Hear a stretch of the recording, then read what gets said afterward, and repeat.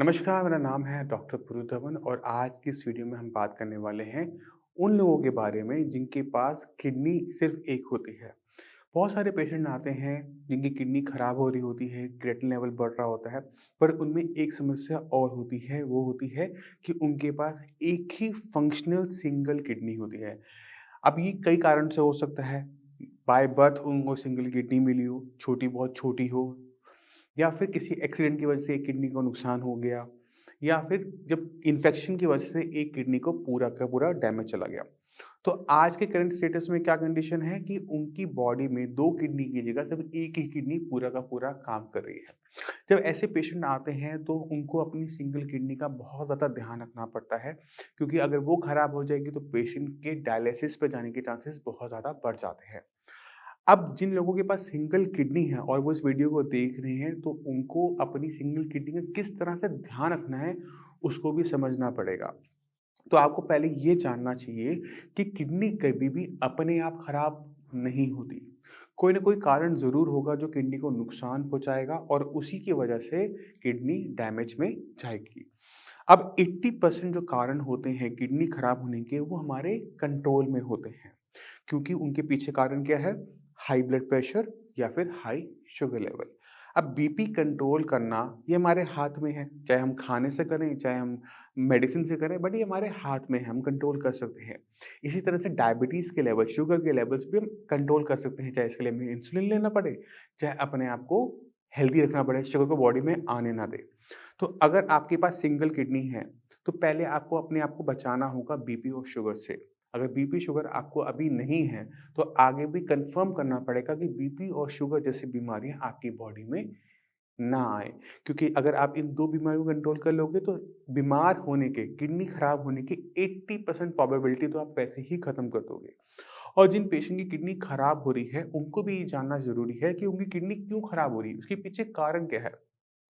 अगर कारण बीपी और शुगर है, तो वो तो हम कंट्रोल कर सकते हैं ना। अगर हम सही मेडिसिन लें, सही मॉनिटरिंग करें, तो हम उसको बहुत ईज़िली कंट्रोल कर सकते हैं। तो जितने भी पेशेंट सिंगल किडनी के आते हैं, मैं उनको बहुत अच्छे तरीके से समझाता हूँ कि आपने एक चीज़ का ध्यान रखना है, आपने अपनी बीपी और शुगर की डेली बेसिस पे मॉनिटरिंग करनी है और जब आप उसे टेस्ट करते हैं कि बीपी कितना है, शुगर कितना है, उसको लिखते चले जाओ टाइम के साथ कि कितने बजे बीपी मुझे कितना मिला था, कितने बजे शुगर मुझे कितनी मिली थी। उससे होता क्या है कि एक बहुत अच्छा आइडिया मिल जाता है कि दिन में आपके शुगर लेवल बढ़ते हैं या नहीं, पूरे दिन के अंदर आपका बीपी बढ़ता है या नहीं। अगर आप मेडिसिन ले रहे हैं बीपी शुगर की, तो आपने ध्यान क्या देना है कि आपने बीपी को हमेशा मेडिसिन लेने से पहले चेक करना है। अगर मेडिसिन लेने से पहले बीपी आपका कंट्रोल में है, यानी आपकी मेडिसिन काम कर रही है चौबीसों घंटे। और अगर आप अपनी फास्टिंग, बीपी और रैंडम शुगर टेस्ट करते हैं, दिन में 2-3 बार चेक कर रहे हैं और लिख रहे हैं और देख रहे हैं कि वो 180 से नीचे बनी हुई है, इसका मतलब ये है कि आपकी शुगर आपकी किडनी को नुकसान नहीं पहुँचा पाएगी। अगर इसमें हमें देखने को मिलता है कि बीपी बढ़ा हुआ है, शुगर बढ़ा हुआ है, तो उस हिसाब से हमें मेडिसिन को चेंज करने का मौका मिल जाता है। और यही आपकी किडनी को बचाने में सबसे ज़्यादा काम करने वाली चीज़ है। क्योंकि जब भी कोई सिंगल किडनी वाला पेशेंट होता है, मान लो उसका क्रिएटिनिन लेवल हाई बना हुआ है, तो वहाँ पर क्रिएटिनिन को डाउन करना मुश्किल होता है। कारण बहुत सिंपल सा है, जब आपकी किडनी 2 थी, तो उसकी काम करने की क्षमता पहले से ज़्यादा थी, उसके पास ज़्यादा रिसोर्सेज़ थे। अब जब सिंगल किडनी होती है, तो किडनी ऑटोमेटिक तरीके से हाइपर फंक्शनिंग कर रही होती है, क्योंकि अब सारा का सारा बॉडी का लोड एक सिंगल किडनी ले रही है। इसे समझना मुश्किल नहीं है कि उसने अपने आप को ही बदल लिया। इसी वजह से जितनी भी सिंगल किडनी के पेशेंट होते हैं, उनका किडनी का साइज़ नॉर्मल इंसानों से बड़ा होता है। तो हमने क्या करना है, उस पे लोड नहीं डालना है। हमने खाने-पीने में ऐसे बदलाव करने हैं कि हमारी किडनी पे किसी भी टाइप का इम्पैक्ट ना पड़े। जितने भी सिंगल किडनी के पेशेंट हैं, मैं उनको एडवाइस करता हूँ कि जो भी चीज़ आपकी किडनी को नुकसान पहुँचा सकती है, उसको अपने डाइट से बाहर निकाल दो। अब कौन-सी चीज़ें हमारी किडनी को नुकसान पहुँचा सकती हैं लॉन्ग रन के अंदर, उसको जान लेना ज़रूरी हो जाता है।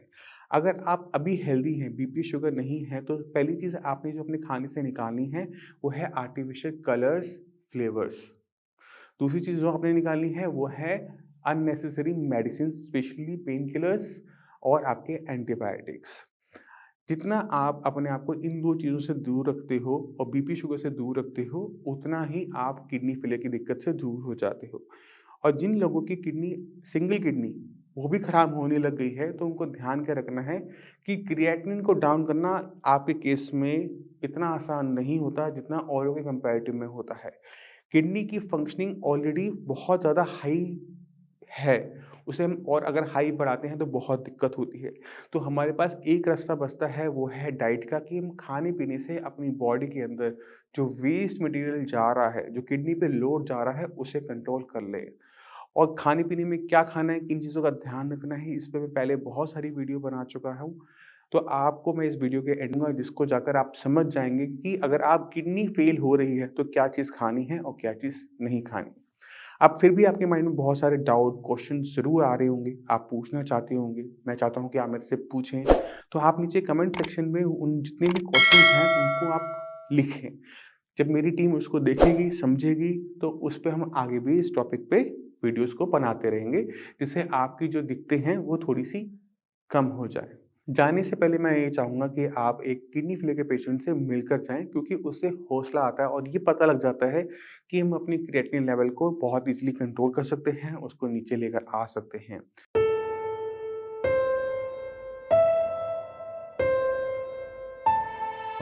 मेरा नाम है राजेश मित्तल.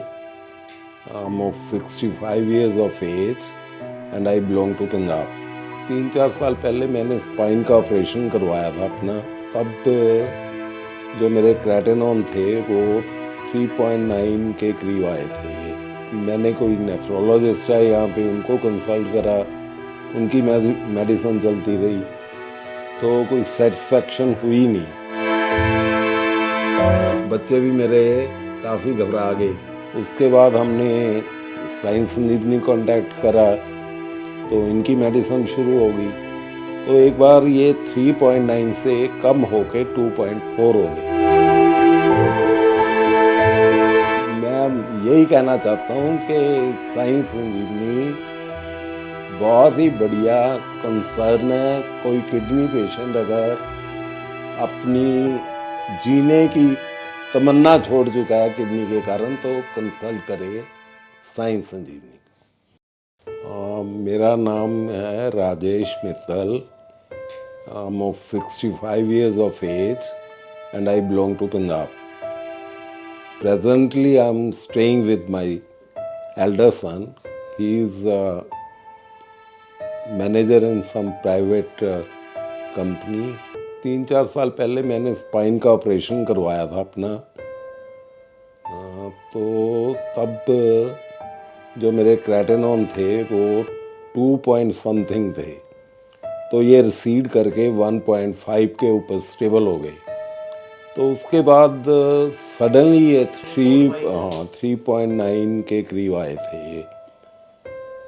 तो देन मैंने कोई नेफ्रोलॉजिस्ट है यहाँ पे, उनको कंसल्ट करा, उनकी मेडिसिन चलती रही, तो कोई सेटिस्फेक्शन हुई नहीं.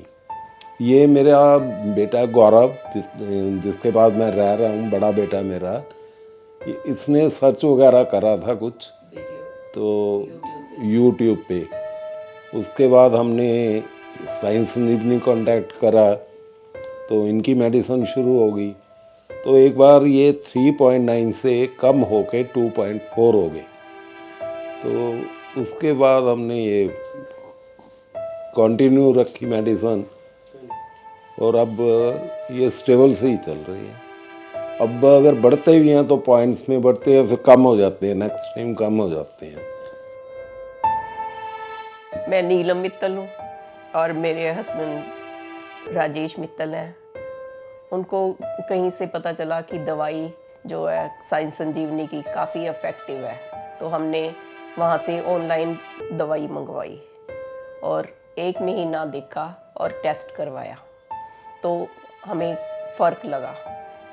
इस तरह हम अब तक रेगुलर दवाइयाँ लेते जा रहे हैं, मेरे हस्बैंड. और डॉक्टर शिवानी हमारी हफ्ते में एक बार ज़रूर बात करती है और हमें टाइम टू टाइम गाइड करती रहती है. एक बार हमको बोला तो नहीं गया था कि डॉक्टर पुरु धवन को मिला जाए, लेकिन हम सोच रहे थे कि उनको भी मिला जाए, तो एक बार उनसे मिले हमें बहुत अच्छा लगा। उन्होंने हमें तसल्ली दी कि आपकी जो प्रॉब्लम है धीरे धीरे करके ठीक हो जाएगी। अब हमें लग रहा है कि ठीक होने जा रहे हैं। मेडिसिन अगर आदमी को कोई इफ़ेक्ट कर रही है, फ़ायदा कर रही है, तभी आदमी कंटिन्यू करता है, अदरवाइज़ तो आदमी छोड़ देता है। और मेरे को ठीक है, ये ठीक चल रही है। और सबसे बड़ी बात ये है कि आपके जो डॉक्टर्स हैं वो बहुत ही कोऑपरेटिव हैं। जब चाहे उनको फ़ोन करो, वो हमें अच्छे से ट्रीट करती हैं। वो बहुत ही बढ़िया है, वो मतलब कोऑपरेटिंग है बहुत। हम ये नहीं, किडनी की नहीं है, साइंस संजीवनी की मेडिसिन नहीं है। अगर हमें कोई और भी बीमारी है तो उसके बारे में भी हमें गाइड भी करती हैं और मेडिसिन भी प्रोवाइड बताती हैं। तो ये सबसे बड़ी बात। डॉक्टर पुरुधवन से भी मैं मिल के आया था, उन्होंने भी बढ़िया ट्रीट करा। उन्होंने मेरी एक एलोपैथी की मेडिसिन थी वो कम करवा दी, वो भी बड़ी कॉस्टली मेडिसिन थी, उसको बंद करने से मुझे कोई इफ़ेक्ट नहीं हुआ, ठीक हूँ मैं। वो किडनी की स्पेशल थी, वो कहते हैं इसको लेने की कोई ज़रूरत नहीं, वो बंद करवा दी उन्होंने। तो ये बेनिफिट है। आप ये बात सोचो कि एक आदमी रेगुलर मेडिसिन ले रहा है, अगर फ़ायदा हो रहा तो ले रहा ना। मैं यही कहना चाहता हूँ कि साइंस संजीवनी बहुत ही बढ़िया कंसर्न है। कोई किडनी पेशेंट अगर अपनी जीने की तमन्ना छोड़ चुका है किडनी के कारण, तो कंसल्ट करे साइंस संजीवनी।